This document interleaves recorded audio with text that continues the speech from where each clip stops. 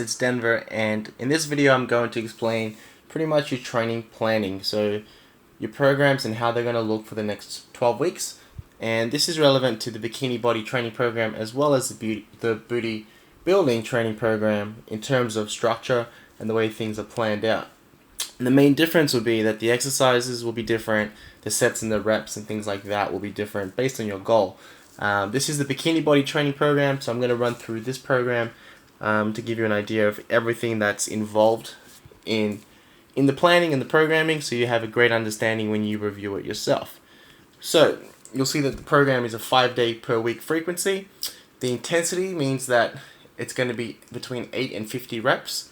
So most of your programming will be between 8 reps plus upwards of 50 reps potentially, and we'll go into that soon.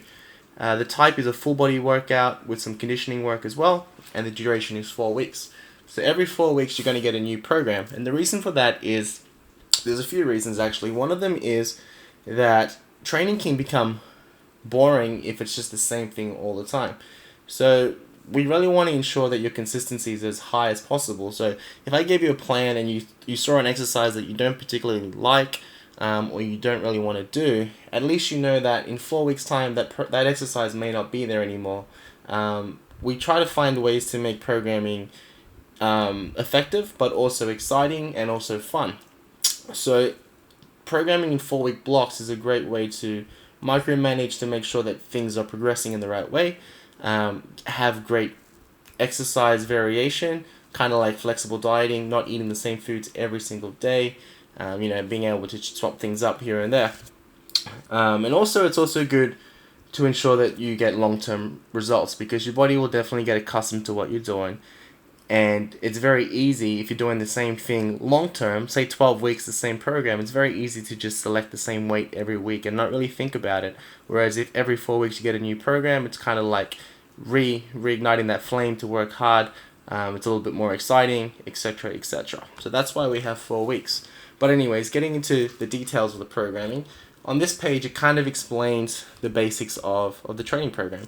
And I'm just going to scroll through the whole program so you get a quick review of everything. That's week 1, week 2, week 3, and week 4.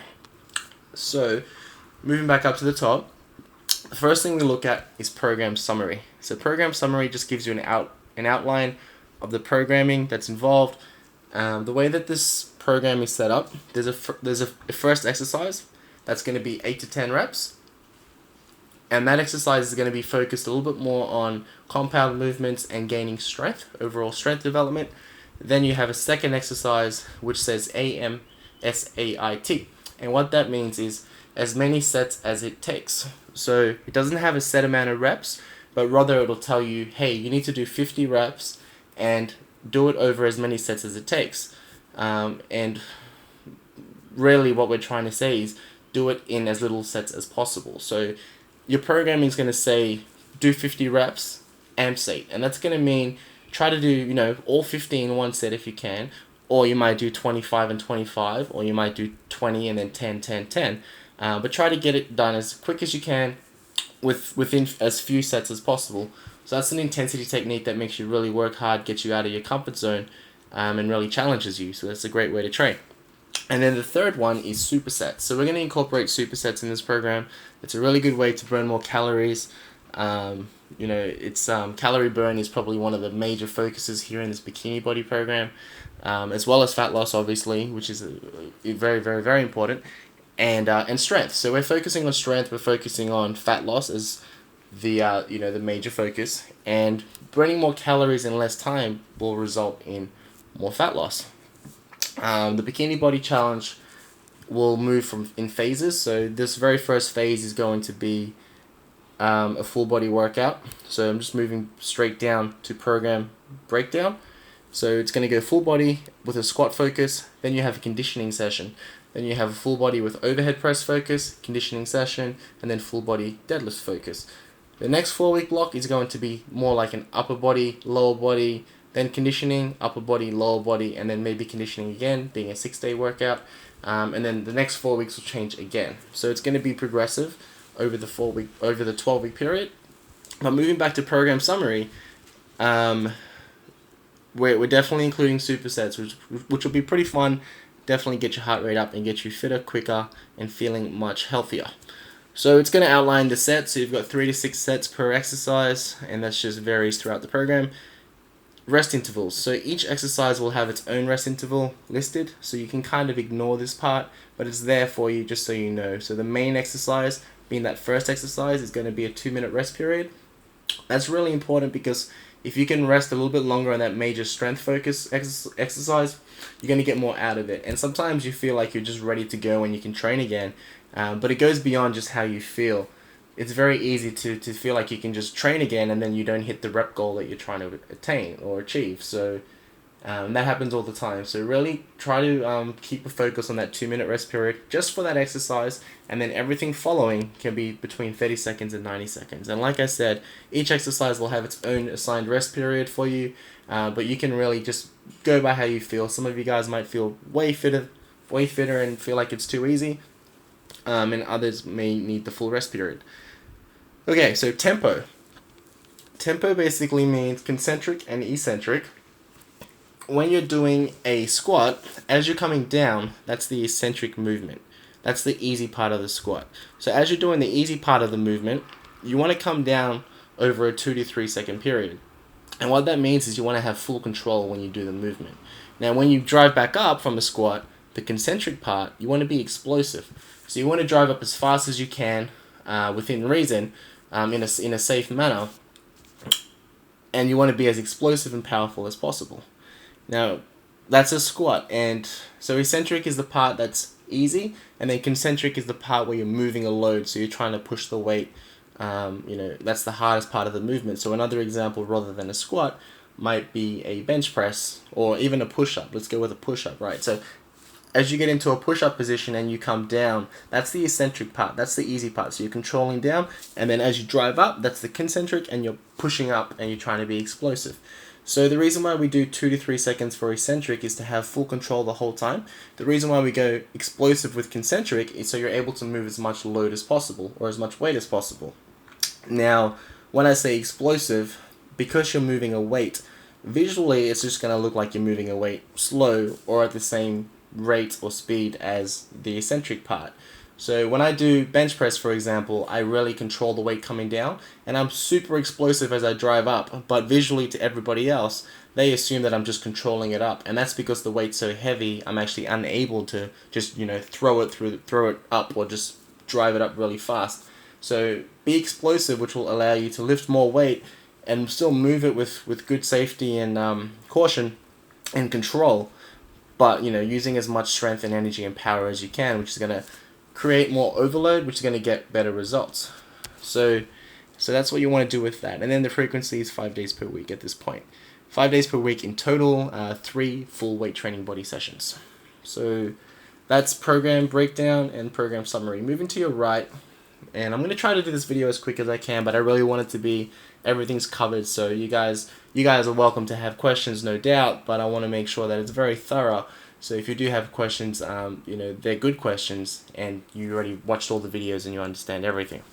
So the resistance load selection protocol, what the hell is that? What that basically means is we decide what exercise load you will use for each exercise based on the RPE scale. And the RPE scale means the rate of perceived effort or exertion. And to sum it up really quickly, if a program says, hey, I need you to do 10 reps and it needs to be an RPE of 10, then that means you're going to select a weight that you can just get 10 reps on, so you're going to fail on that 10th rep. Because if you look at the rating of a 10, effort level is muscular failure, repetition relationship, training to failure. So if a program says to you, you need to do squat and you need to do 4 sets of 10 at an RPE of 10, that means that you need to select a weight that you can only do 10 reps on, and you're going to probably fail on that 10th rep. If it says an RPE of 9, it means that you need to select a weight that you can probably do 11 reps on, but you're only doing 10 reps. And what that means is you're not training to failure, but you probably could do 1 more rep if you really wanted to or needed to.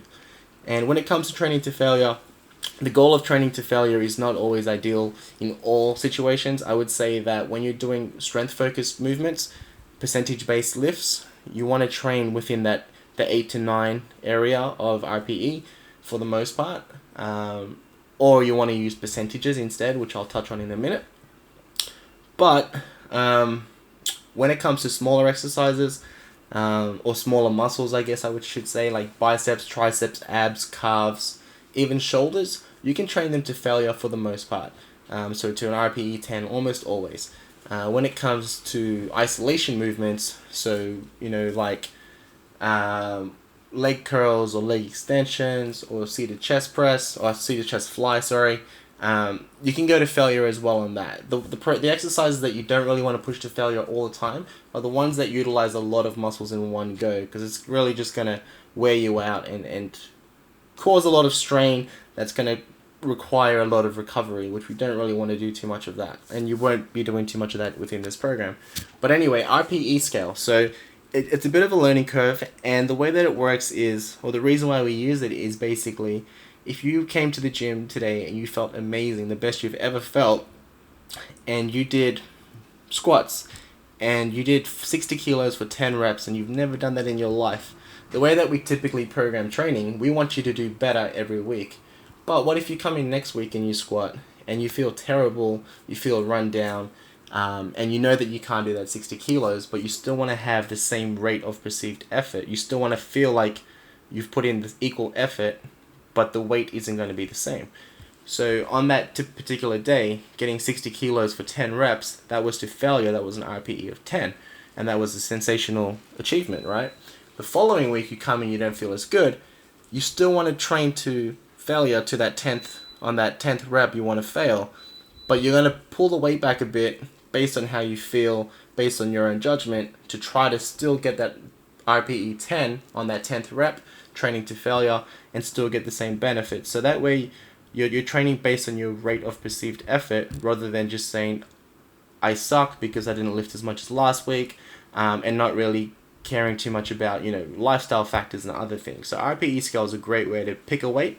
It does take a bit of a learning curve, so the first week of training, writing down what you lift is going to help you a lot, just in order to have a bit of improved awareness of how strong you are, or where your strengths lie, and where you want to improve. So I've been using RPE for a little while now, and for me it was a little bit strange at first, but now I've really got it down packed, and it's just a matter of learning, understanding, and developing yourself, realizing how strong you are, and then trying to base things off how you feel each day. Another reason why RPE scale is good is because, like I mentioned, you came in and you killed that 60 kilo squat. The week before you may have only done 40 kilos, and you typically, if you're just adding a little bit more weight each week, you wouldn't have even tried 60. But if you came in feeling amazing, you could say, I'm just going to go way heavier today than I had planned to, because I feel really good and I think I'm going to nail it. And then you do. And that's great, and that's training, so that's a good thing. Alrighty, so warm-up sequence. So the first exercise, we want to have a planned warm-up sequence. The first exercise in this bikini body training plan is a percentage-based exercise. So I'm just going to go down here quickly to show you. First exercise is a back squat. You have 5 sets of 10 at 70%.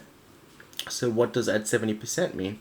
That means at 70% of your 1 rep max. So most of you girls won't have any idea what your 1 rep max is. And a 1 rep max just basically means a weight that you can only do for 1 rep without a spot, without any assistance, but you probably can't do 2. Now, me personally, I do a bit of strength testing, so I know that I can bench press, or I can squat 210 kilos right now for 1 rep without any assistance or anything like that. So that's my current 1 rep max. So with this back squat, if I was to do 70% of my 1 rep max, I would grab a calculator and I would go 210 times 0.70, which is going to give me a percentage of 70%, and that means I need to lift 147. Round that off to the nearest 2.5, so that's going to be 147.5, and I'm going to do 5 sets of 10 with that. So using some percentage-based programming is a really good thing when it comes to your major movements, because they're the ones that we do want to kind of focus on increasing strength and improving on, and then everything else that follows will be the RPE based movements that you'll see below here. So you might be thinking, I have no idea what my 1 rep max is for a back squat. I've never tried it before. There's a really easy way to predict that. There are a few calculators out there where you can put in that you can squat 60 kilos for 5 reps, and it can tell you what your predicted 1 rep max might be, and then you can use that number. And I'll probably put one of those examples into this program for you girls, so you can utilize that. Or you can just completely guess it and go by how you feel. So the first option might be a little bit more structured and a little bit more wiser, but guessing it's not a bad thing as well. So if you can do 60 kilos for 5, you could probably assume that you can do 70 kilos for 1, or even 75 kilos for 1, and that's playing it safe. And then you just base your programming off that. If your training sessions are really, really easy, you're getting through those 5 sets of 10 at 70% with no problems at all, that will tell you, okay, I'm probably stronger than I thought I was. Let me change this to a higher 1 rep max percentage and see how I go. Okay, so with the 1 rep max explained, we're going to go back up here, the warm-up sequence. So basically there's 3 exercises that you want to do, or 3 sets that you want to do to warm up before you go ahead and start your squats. So what this says here is that the very first set should be 10 reps at 60% of your planned first set. So if my planned first set is 70% of my 1 rep max, if I was to get my calculator out, it would be 147.5, right? Which we already went through. And if I just pick this out again, now I just want to do 60% of that. So 147.5 times 60%. And that gives me 88.5. So my first warm-up set is going to be 10 reps of 88.5, or just 89 or 87.5. Then my next set is going to be 147.5 times 70%, and that is 100 kilos or so for 8 reps. And then my last warm-up set is going to be 147.5 times 80%, and that is 118. So that's a really good way to structure your warm-ups in a progressive way, that when you come to here, you're definitely ready and strong and prepared to move that heavier load. Using this warm-up sequence is a great tool to definitely warm up, feel great, and be mentally focused and prepared for your training. It is optional. You don't have to. You might be thinking, wow, this is a lot of mathematics and needing a calculator and stuff. This is just because I like to be completely thorough with everything that I do and ensure that everything I provide is of the best standard. So I would recommend using that, particularly for that first exercise, but it's entirely up to you girls. You'll see here at the bottom it says use the percentage scale based on the weight you expect to use for your first working set, which I touched on, and also 1 to 2 warm-up sets for the first exercise of each muscle group is ideal. So because you're doing a full body workout, your first couple of exercises are leg related, so that's great, you've warmed up for that. But then you've got a back movement and a shoulder movement. So you may consider doing 1 or 2 warm-up sets for those movements as well, just to get the blood flowing in that area and get mentally prepared and focused. Again, it's entirely up to you, but that's probably something I would suggest. Okay, so that's all that covered. Let's move into the program. So week 1, we've got Monday. So this is your exercises listed here. These are the sets you'll do. Here's the reps, the load, which is only relevant to the first exercise, and then you have the RPE, which is relevant to the others. So typically with programming, if something's load percentage related, it's not RPE related. If it's RPE related, it's not load related, and that's because RPE is based on rate of perceived effort, not a set structured percentage. So your rest times are listed as well, and they're in seconds, so 120 seconds, 60 seconds, etc. And then we've got notes to the right hand side. So I'm just going to run through the Monday as an example, and then I think you girls will be able to flow through everything else by yourself. But you've got back squats to start with. You're doing 5 sets of 10 at 70%, and in between each set, you're going to rest for 2 minutes. The notes here will tell you that this can be in a power rack or on a Smith machine, and you want to go to full depth, so full range of motion. So just skipping through to here, where it says A1 and A2, that means a superset. So that means those exercises are clustered together. So when you come over here to your rest period and there's an X, that means there's no rest period between those exercises. So you go straight from your dumbbell alternating lunge for 10 reps, straight into, with no rest, to a leg curl for 4 sets of 15. Then you rest for 45 seconds, and then you do your second set of 4 sets total of 10, no rest, go straight to leg curls, 15 reps, rest for 45 seconds, and repeat until you've completed all 4 sets. And then B1 and B2 is also a superset. A1 just means the cluster, A just means the first cluster of exercises, B means the second cluster. Going on to Tuesday, because I will touch on this as well, we've got conditioning circuit. So what does that mean? Basically, the way I've structured the programming is on the Monday, you've got your weight training based movements. On the Wednesday, you've got waist training based movements. And then on the Friday, you've got weight training based movements. On the Tuesday and Thursday, we're going to focus on some conditioning work, so conditioning circuit. So what that means is these exercises are going to be done in a circuit fashion. So if you look over here to the rest periods, there's actually no rest listed.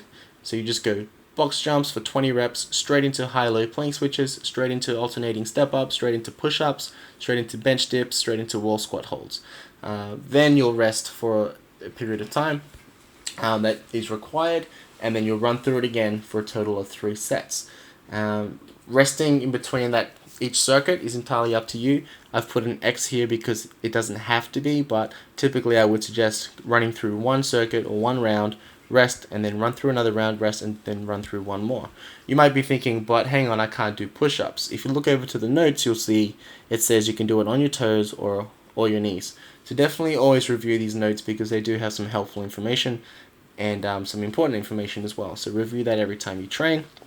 And then over here, we've also got something that says 20-minute HIIT session. So you're going to be doing your conditioning circuit, which shouldn't take you too long, to be honest. And then attached to that is going to be your 20-minute HIIT session. And the HIIT session, I'll probably discuss in another video, so I'll leave that for now. But it's just going to be high-intensity interval training, so cardio-based movements, and we'll discuss that in another video. So this is the program. The very first week will focus on 70% load and 1, 2, 3, 4, 5, 6 exercises, and then the second week is going to focus on the same exercises, the same load, but one added exercise. So there's a little bit of progression in that plan, and the goal is to aim to move heavier loads than the previous week with equal or better technique. And then in your third week, we're going to go to 75% of your load, but we're going to drop the reps, and we're going to add one more set. And we're also going to keep in that extra movement as well. So that's a bit of a change. And then in your fourth week, we are going to stick with that extra set, that 75%. We're going to stick with that extra movement, but we're also going to do AMRAP. So AMRAP means as many reps as possible. So rather than having your planned programming that said 3 sets of 15, in your fourth week, you're going to do 3 sets of as many reps as possible, utilizing the same weight that you would typically use when you would do 15 reps, or the same weight that you did last week, or thereabouts. And that's when you really want to push and train to failure and push way beyond, what you're limited to in terms of trying to guess what weight is suitable for 15 reps. So we're going to do that AMRAP for the Monday, which is the tricep press down, the Wednesday, which is glute kickbacks, and then the Friday, which is Russian twists. So that's going to add a little bit more progression to your training again, make it a little bit more effective and a little bit more enjoyable in a sense for some of you. One more thing, 2 more things I want to touch on, and I'll just go back to week 1 for it. We've got here 30-minute non-exercise activity. So that just means I want you to be active for at least 30 minutes more than you typically would on a weekend. So a lot of us on the weekend just kind of chill and not do much, Netflix and chill. But I want you girls to be a little bit mindful of activity. It doesn't have to be on the treadmill. It doesn't have to be,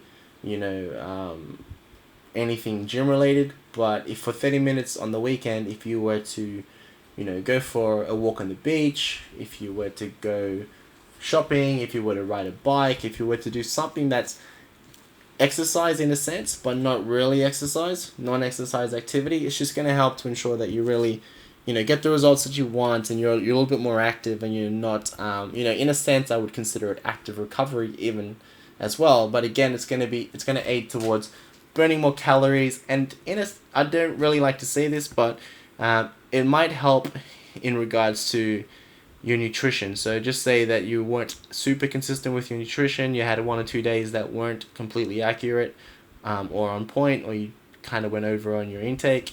That 30-minute non-exercise activity addition to your normal week, it's just going to help to remove that that concern.